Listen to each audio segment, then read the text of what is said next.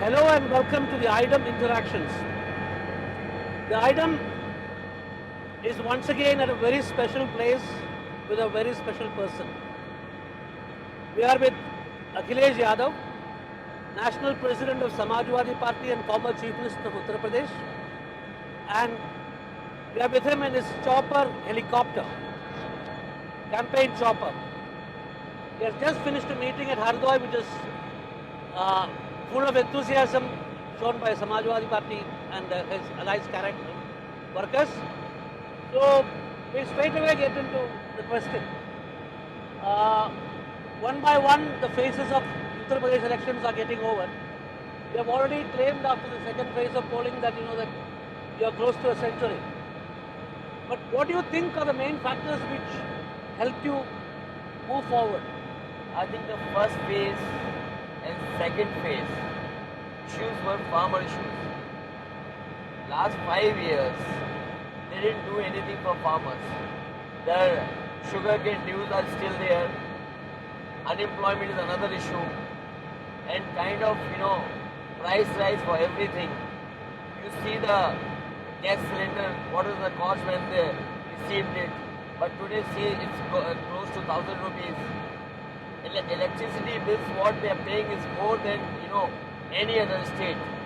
So electricity is the issue, unemployment is the issue, farmers is the main issue. Why? Because they have seen from very close how they went for protest and what all the government did. Government barricaded the roads. They didn't allow farmers to reach to the spot. False cases were registered against them. Not only that, then boulders and nails were there on the roads. So basically the farmer protest, one. Second, sugarcane dues. Second, they could not deliver fertilizer on time, DAP on time. You see the insecticide, the cost has gone high. And unemployment rate is highest ever. So lot of youth, they want the employment. The army bharti, or you say the police bharti, they have not done it. So overall, the issues are around farmer and unemployment. You mean the core life issues, that is going to, core issues of life is going to impact this election? That is what yes. So basically what I am saying, in this election, first time people are voting for real issues. They are voting against government because of how they treated farmers. Second, how they cheated. They said they will give 70 lakh jobs, and double engine Sarkar has not given even, they have not even given 10 lakh jobs. So these are the core issues we are fighting on. On other side, BJP is trying to divert the attention. They are fighting on communal agenda. They are arguing on so many other things. So people, I think this time in Uttar Pradesh, they want to vote for real issues. See, it is, one can accept that that the BJP is trying to kind of there is a divisive platform that the BJP is trying to advance, especially when the Chief Minister says 80-20 and all that. But on the other side, the BJP also claims and very actively says that law and order has improved tremendously under the... No, but if we see the data tells the other story. The rise in, I can read out the data what I have with me. So the data shows the different picture. The NCRB record is saying the law and order situation in UP has gone worst. So if we go by NCRB data here, since 2015, the rise is there: total violent crimes, rape, POSCO, child rape, murder, kidnapping, abduction, robbery, and adultery. Look at it, where the data is going. It's going high, and 152 per day. Same when we see POSCO, 14 per day. See that kidnapping, abduction, 47 per day. 20 riots per day. So this is the data which I have collected from NCRB. So if we see the comparison, Law and order is worse in this government. They have done so many fake encounters. National Human Rights Commission has given notices to the government. The maximum number of, the complaints filed in center against women is from UP. So, and one IPS is like absconding. Look at it. In Jaunpur, one mafia, there is an award of 25,000 on him. He was playing cricket openly. He is asking for the votes openly. And you see, he is like 25,000 Inami Badmash. Okay. So, my chief minister, he himself had so many cases against him. He has taken all his cases back. So, when you see the data, when you see his functioning, he talks about saying Togo and how many fake encounters he has done. So you think that this law and order narrative is a false narrative and that it is not working? Are you saying it's not working? See, they are trying to create the narrative, but people know. People still remember Hathras issue, how the girl was, her parents were asking, okay, do it all the other rituals in the morning. But the police and the administration and the government has decided to do a Kesti in the night. Look at how people are dying in custody. Look at it in Gorakhpur, where in his own constituency, his district, a businessman came from Kanpur. He had come to see Gorakhpur. People, like police, wanted to do basuli from him. And they beated him so badly that he died on the spot. So these are the cases people still remember. So whatever narrative they want to create, they will not be successful. I still remember how Prime Minister was speaking on the other day, and there was a small kid of a business family was kidnapped, and the ransom of 25 lakh was asked. The businessman could not give it in Agra. Second day, they killed his son. So look at it, what is happening now in UP. You think that these factors are coming into the minds of the people as and when they are voting? But people have seen their function, their kind of law and order in 5 years. Every day people are reading that the law and order is going worst. All incidents they are reading. Every day there is an incident in the newspaper. Okay, so that kind of realization is there with the people. Yes, people know that they are talking, they are not talking truth.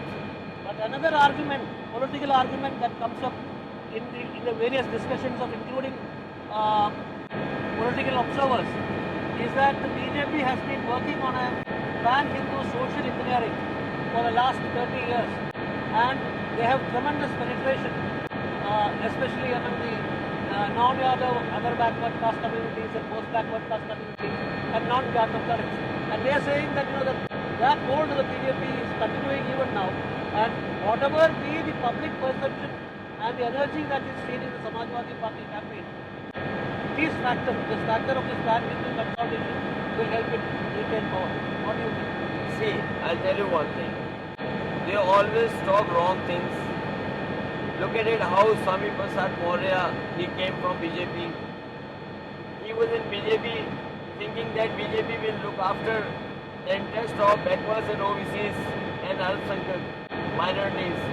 But when he was in the government, he saw कि सबसे ज़्यादा अन्याय पिछड़े और दलित के साथ हुआ. He left BJP. Another prominent leader of OBC, Dara Singh Chauhan, he left BJP because he saw how BJP is functioning. Look at Omkar Rajwar. He comes from another OBC community. Look at Sanjay Chauhan. He comes from another Chauhan community which is under OBC. Apna Dal K, Patel Party. All is not very big party, but they feel that BJP is cheating OBCs and other backward classes.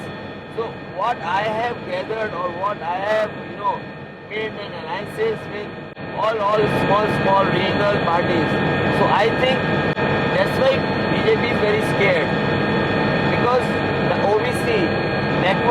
minorities, they have understood that their interests are not safe in BJP. Look at how they are doing privatization. Everybody knows the kind of privatization they are doing. So if privatization is there, what happens to the reservation? So all the OBC, other people, they know that what BJP will do in case if they come back to the power. They have done bilateral entry.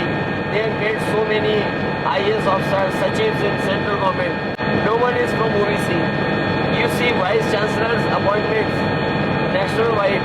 You don't see OBC. And I'm happy that law minister was talking that one day he will make judges of his community. But when you look back in 3 years or look back in double engine Sarkar, how many OBC judges are there? How many minority judges are there in High Court and Supreme Court? I think people today are very intelligent. They know that even OBCs have understood that BJP is not their party. So all OBCs and backward castes and Dalits are voting against BJP. In the early stages of the campaign, in the run-up to the campaign, you had talked about caste reservation in a very prominent manner. But after the farmers issue took over the campaign in Mr. I think that the caste reservation issue has gone into the background. I think this belt, of course, farmer issues I'm raising, but with the farmer issues here in this third phase, fourth phase, and onwards till seventh phase, reservation is an issue. Here all political parties, they want caste census. BJP is not doing it. So I think in this belt and onwards till 7th, these are another issues which are very important. On your alliance strategy, see in the last two elections, in 2017 and 2019, you had allied with parties which are on the mainstream, so-called big parties. But that didn't give you any benefit, and that didn't work for the alliance. So you have changed the strategy, and there is a stream of opinion. There are people who say that you have taken a leaf out of the BJP's book and brought in communities together under Samajwadi Party's leadership or a rainbow coalition. That's what the BJP also did with this pan-Hindu social engineering. How do you react to something like that? BJP's slogan is Sabka Saath, Sabka Vikas. But when people have seen kind of function they are doing, kind of government they are running, Sabka Saath, Sabka Vinash. So now I have a different slogan for them. Sabko Sthan, Sabko Samman. So everybody gets place, everybody gets respect. And we are talking about caste census. We are talking about if we do the caste census, we can bring other OBCs also in the mainstream. So I think people are trusting more these parties. And I learned so many things when I had an alliance with Congress and with BSP, because bigger parties always ask for the bigger share. So I'm happy that regional and small parties, they're not asking more numbers. They're only sticking to their area, and they are more close to the people, so they are able to transfer more votes to me. While releasing your manifesto, you had talked about 3 points.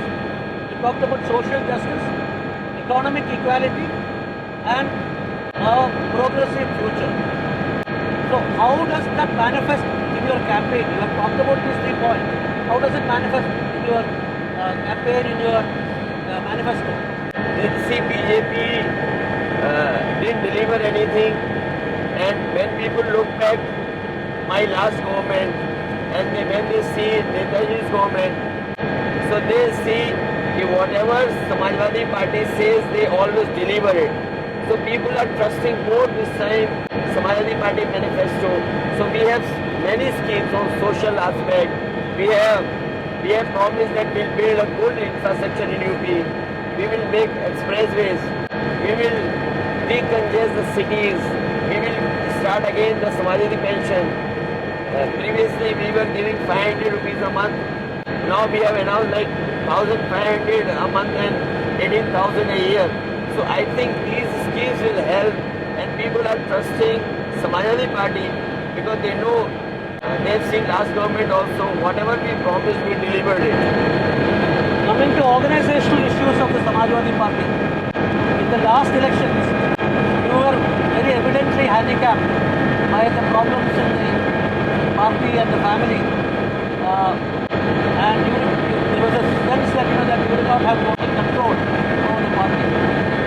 No, it's all over now because now it's a different party. We always saying nahi hawa hai, nahi sabha hai. So it's a new party, but we are keeping all old leaders also with us. All old leaders are blessing us also. So, but now new party and old party together we are working. So what is the kind of new blood that is coming into the organizational structure of the party? Right now we are busy in election, but after the election we'll have restructure of the organization, bring all old and new together, and plan in such a way. The Prime Minister has been saying that that there are some 40 members of one family in Samajwadi Party on office bearers. But he is not looking at his own party. Look at Defense Minister, his son is there. Look at the ex-Chief Minister, his son's son is there. Look at they have taken Jyotiradi Scindia. What was he? His other, people, family members are also there. Look at Karnataka Chief Minister. His father was one time Chief Minister. Look at Yogi Ji. Because his relative was a head of the mud, so he became head of the mud. Why BJP is not seeing their own family people are in politics? Talking about the campaign of the Chief Minister, he has brought in a comparison between other states and Uttar Pradesh. He says, that if you don't want Uttar Pradesh to become Kashmir or Kerala or West Bengal, you vote for BJP. He doesn't understand things because he knows he is losing election. People don't want to listen all those kind of issues. People want today jobs. People want progress. People want expressways. People want good cities to live in. People want the river should be clean. So because he knows he has only one chance, divide the society, talk about Hindu-Muslim, talk about Kashmir, talk about Pakistan, then only he might get votes. So whatever he is saying, he wants to divide the community, but this time people are together, they are not listening to him. So that's why he is not getting the real support from any corner of society. Final question. See, there is a general agreement among political observers and even political practitioners that this time the Samajwadi Party and Akhilesh Yadav have been able to set the agenda of the election. It was not the case earlier. Normally, since 2014, BJP has set the agenda, especially its leaders have set the agenda. This time they have set the agenda. But there is also this question. Setting the agenda is all right, but the BJP has a huge majority in the assembly. And if they have to lose power, they have to lose as many as 125 seats. And there are many observers who feel that is not, even though Samajwadi Party is gaining, it is not going to have this kind of strike rate where it should be able to reduce 125 seats. See, what I see in this election, this is the election of people. People want change. Whole UP is seeing, they are against BJP. Wherever we are going, we are seeing the huge crowd. See, people want change. And I think this is the election where any party, and I have seen previously also, and previously when BSP came to power, they didn't need any support. After that we came, we also got absolute majority. Then BJP from 47 to 325 they reached. So I think the kind of voting people are voting, the BJP will completely washed out. And they will be again back to their own original 47 number where they were before. So this time I think it will be complete and absolute majority. Okay, thank you, Akhilesh. Thank you so It much. was nice talking to you, and of course, AIDEM is planning to come back to you more often. Thank you so much, Venkitesh.